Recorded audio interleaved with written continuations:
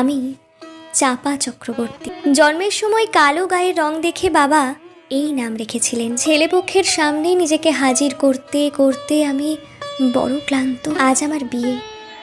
37-এ এসে অবশেষে একখানা বর জুটোতে পারলাম। যদিও তাদের দাবি একটু বেশি, 10 ভরি সোনা আর নগদ 50,000 টাকা। আমায় সাজানো শেষ।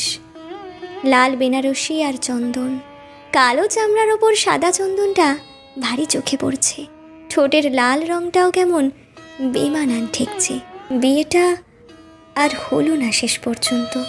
পণের টাকা গয়না কিছুই জোগাড় হয়নি। বড় বৌদি বলে দিয়েছে মাকে কাল সকালেই আমায় নিয়ে কাশি চলে যেতে। কিন্তু আমার বৃদ্ধ মা এই বয়সে আমায় নিয়ে কোথায় যাবেন?